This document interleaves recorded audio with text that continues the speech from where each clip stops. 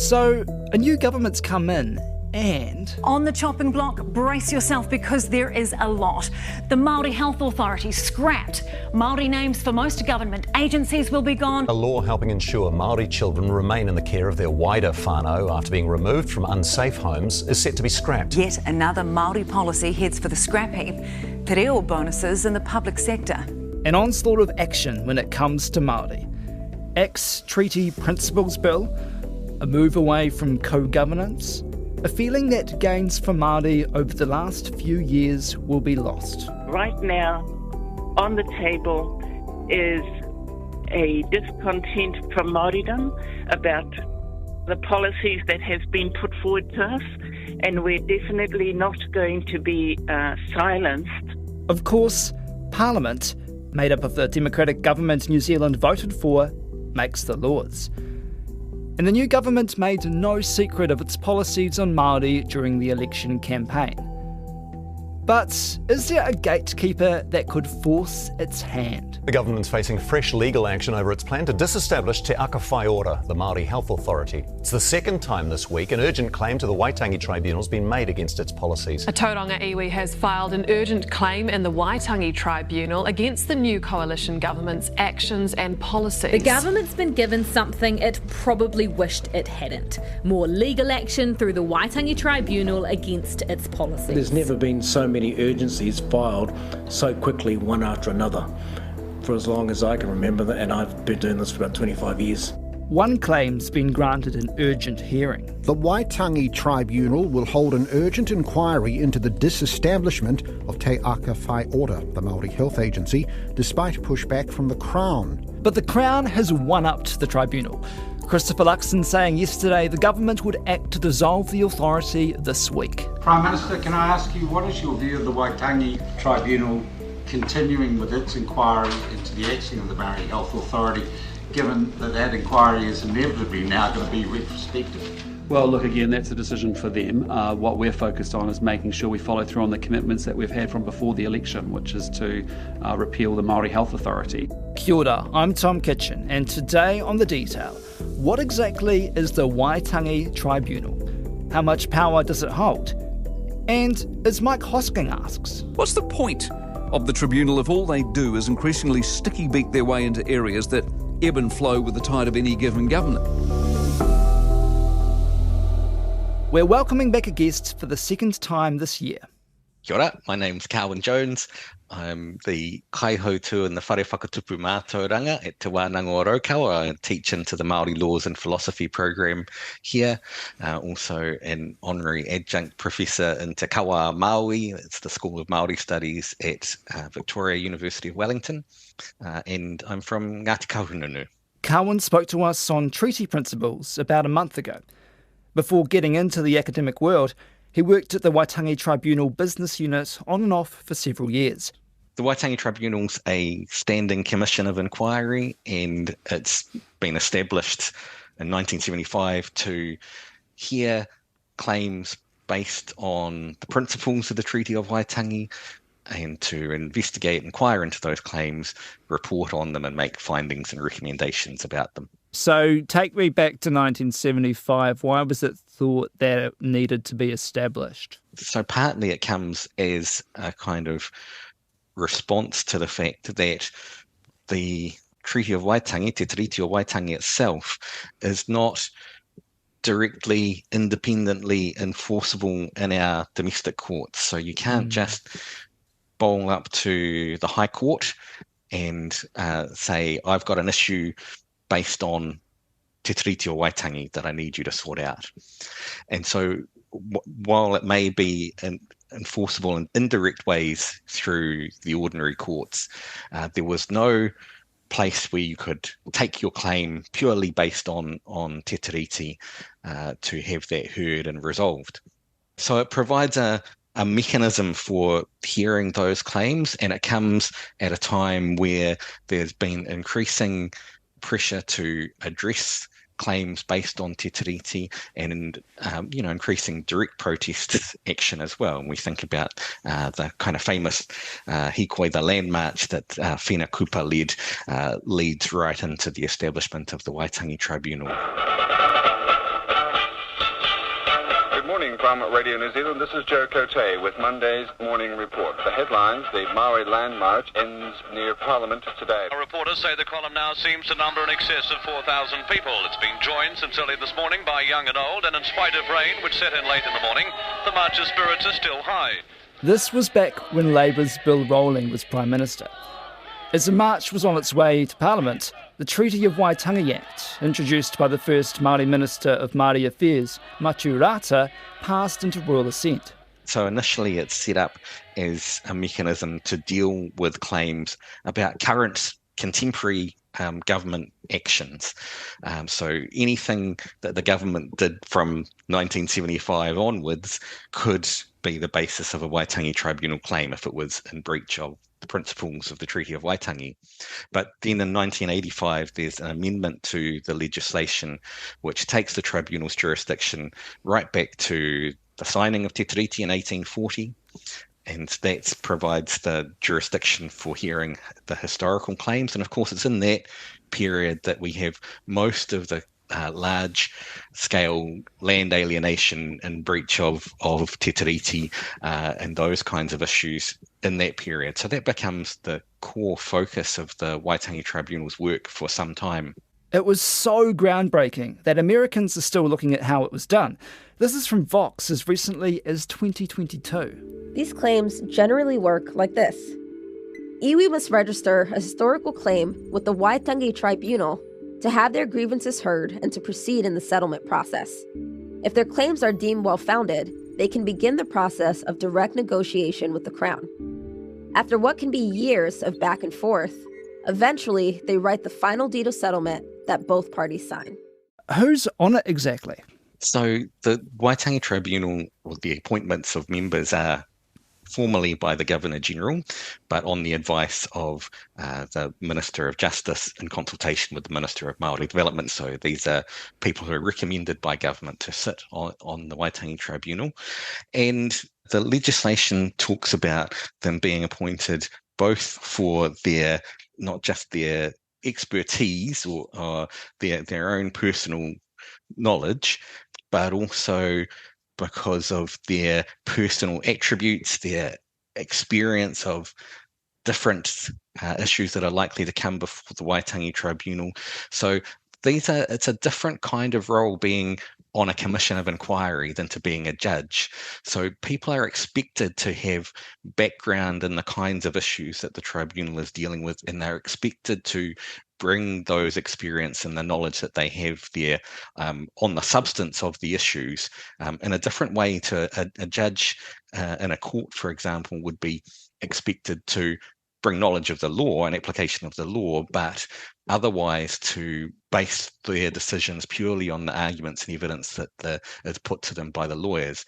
The Waitangi Tribunal, as a commission of inquiry, has a bit more flexibility about taking on that kind of inquisitorial role, so that tribunal members will ask lots of questions. Of course, judges in court do that too, but as I say, they're expected to bring their own experience and knowledge to the issues before them. It's not just judges, is it? There's people of different experiences or different backgrounds, yeah? That's right. So there certainly are Māori Land Court judges who sit as Waitangi Tribunal members, and I should say that there can be up to 21 Waitangi Tribunal members who are appointed, and they don't all hear claims as a group of 21, they hear them as separate panels. And so you have people with legal expertise, so Māori Land Court judges would fall within that. You have people who have expertise in Te Ao Māori in some way, with language experts, people who are experts in tikanga, experts in iwi history. You have other kinds of historians have been members particularly relevant to the historical jurisdiction. You have people there who have experience in the public sector and policy, people who have business backgrounds, other kinds of research or academic expertise, maybe in social sciences, geography, those kinds of things, anything that might be relevant to the work that the tribunal undertakes. And importantly, the legislation also requires that the appointments should have regard to the partnership between the two parties to the treaty. And so that what that's meant, or the way it's been interpreted and applied, is that there ought to be roughly the same number of Māori and non-Māori members of the tribunal at any one time. Could the minister get rid of members if they wish to? No is the short answer to that. So the tribunal members, and this is really important again as a commission of inquiry, that they have that independence from government. So they're appointed for a term, and they can be reappointed for multiple terms, but essentially part of the idea of having these as appointments made by the Governor-General is to ensure that they are independent from government in that way. So how long's a term? Usually 3-year terms, or they can't exceed 3-year terms. Okay. Who can put a case before the tribunal? So only Māori can bring claims to the Waitangi Tribunal. Any Māori individual can, and it may be just on behalf of themselves, or it might be on behalf of a group that they belong to. Where does it sit? It doesn't sit in one particular place around the motu, does it? So it depends on the claim? Yeah, so one of the things that the Waitangi Tribunal, as a commission of inquiry, it has quite a lot of flexibility about setting its own process. And one of the things that the tribunal has done for a long time now is to make sure that it is sitting in places often connected to where the claims are. So it does have offices in Wellington, and it has a space that it uses for hearings in Wellington there. But also, for example, if it was dealing with a district inquiry, some of those hearings would be held on the marae that are associated with the claims. They might also hold hearings at other kinds of public venues, because this is a public process, and it can essentially sit wherever it chooses to, and often that is to try and connect with the substance of the claim. What do they do? Is it like a recommendation, a decision? What is it? Yeah, so the tribunal, it's required to make findings and recommendations that it puts to government, so it's usually in the form of a report. And the length of time that it can take to conduct a hearing and produce a report can vary quite significantly. So for the big district inquiries, where you might have hundreds of claims heard in a single inquiry process, all relating to a particular geographical district, those hearings themselves might be held over the period of a number of years, and it might take several years for a report then to follow. But the tribunal also hears urgent inquiries, and they can happen very quickly. And so they're given a kind of urgent status because something is about to happen, or something is already happening that is having a prejudicial effect. So those inquiries can take place very quickly. They might have a much shorter kind of hearing process and produce reports on those quite quickly and get those findings and recommendations to government. So it could be in the space of a few weeks or a month or so? It has been. But you have to apply for urgency, right? So it's not just granted if you want it. No, that's right, because of course, what an urgent inquiry does is it shifts the tribunal's resources away from its planned hearing program into dealing with these urgent matters. So it is quite a high threshold that needs to be met before a claim will be granted an urgent hearing. Yeah. Just say they don't think a claim is worth looking at. They can say no, right? They don't have to look at every claim that's put to them. The tribunal has quite limited scope in terms of the claims that it can refuse to hear. Mostly it is required to hear any claims that falls within its jurisdiction in terms of being a claim made by Māori, a claim which alleges that the government has done something or hasn't done something which has been in breach of the principles of the treaty, and that's led to some prejudicial effect. So those are the kind of key elements of the tribunal's jurisdiction. And there are some claims that the tribunal's not allowed to hear, so it's no longer allowed to hear claims relating to historical matters. Then they write a report up and it has some recommendations, and then they give it to the government, right? That's right, yeah. What do the government have to do with it? Can they just look at it and throw it aside, or do they have to do anything particular with it?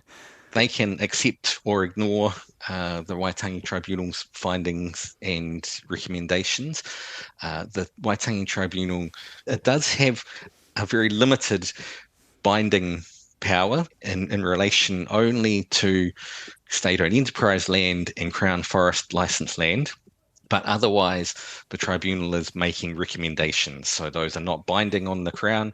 Government can choose to accept or ignore as they see fit. And it's usually what will happen with the contemporary claims is that would usually be the kind of particular government department responsible for the subject area that is tasked with developing a response, which, as I say, might accept tribunal recommendations or not.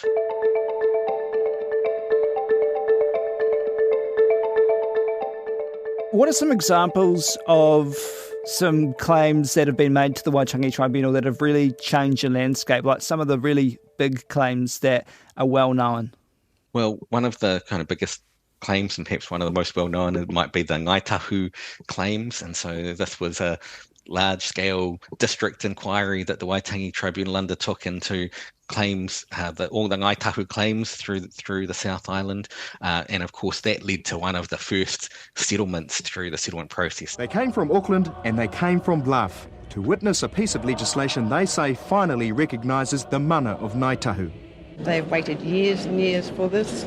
We're looking forward to the future for our mokopuna.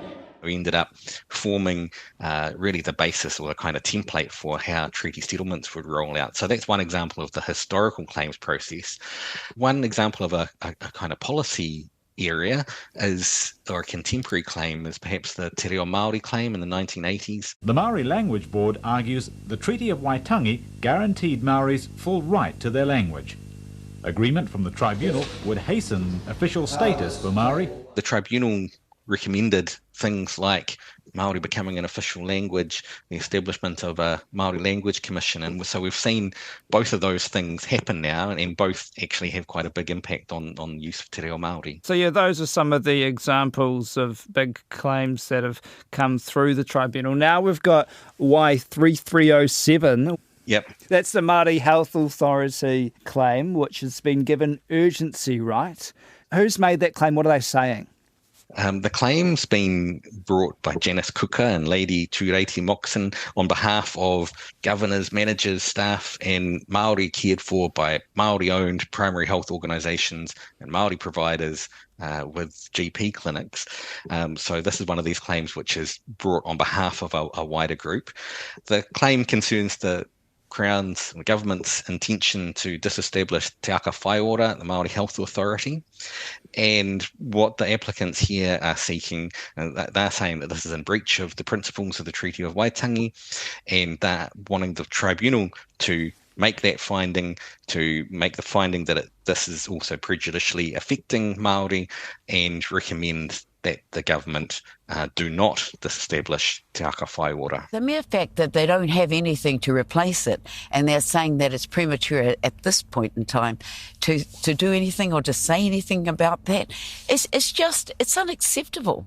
The tribunal still plans to look at the case in spite of the government's speed, but it can't do that when the issue is before Parliament. The tribunal hearing simply just stops, and without the Crown actually hearing what the inherent grievances are. This actually follows on from an ongoing inquiry that the Waitangi Tribunal has into health services for Māori. And in the first stage of that report, the Hauora report, the Waitangi Tribunal had found that primary healthcare funding model disadvantaged Māori organisations and consequently Māori patients. So had found that the Crown had breached its obligations under Te Tiriti to design and administer a primary healthcare system that addressed Māori health inequities. Now, one of the things which actually came out of that inquiry in a kind of two-stage process was the development of the policy for an independent Māori health authority and eventually the establishment of Te Aka Whai Ora. Y2575 findings have upheld the need for greater focus on Māori health equity and establishment of an independent Māori health entity. The new Māori Health Authority will be a game changer for our people. And so the claimants are saying Te Aka Whai Ora was a mechanism that was put in place in order to address a breach of treaty principles. And so to take it away again leads you back to that situation where you have a breach of treaty principles because you have a system which is delivering inequitable health outcomes for Māori. But to come back to the beginning, does it matter what the tribunal decides if the government doesn't have to listen to it? Even where the government chooses to ignore the tribunal's findings or recommendations, one of the things that the tribunal does, though, is allow for the evidence to be put around treaty breach and for that to be made public, and can provide through some of its reports a kind of persuasive political argument. The tribunal itself is not political, but it provides the kind of evidence base and the treaty analysis that might allow others to pick that up and try and use it as to generate some political pressure on the government. There are some concerns about the Waitangi Tribunal potentially going beyond its remit because it's addressing things like a constitution. New Zealand First Deputy Shane Jones said he objected strongly to the inquiry. Mr Jones said any change to the Constitution should be the prerogative of democratically elected officials. Where on earth does the Waitangi Tribunal think it's got a higher level of moral authority to undertake that exercise, possibly very divisive?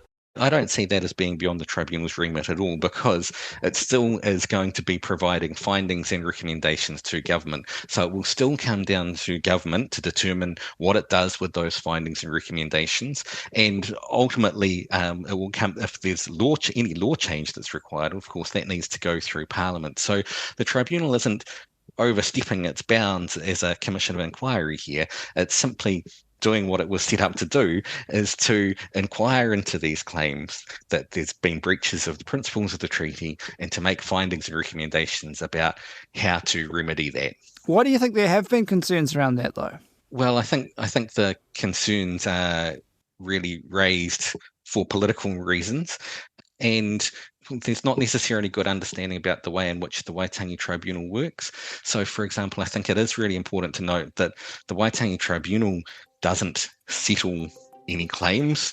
So it's always making findings and recommendations that go to government or that then feed into the negotiations of historical claims with the settlement group at Te Arawhiti. And I think that's a common misperception, is that the Waitangi Tribunal has demanded that this claim be settled in this way. Well, tribunal doesn't have the power to do that.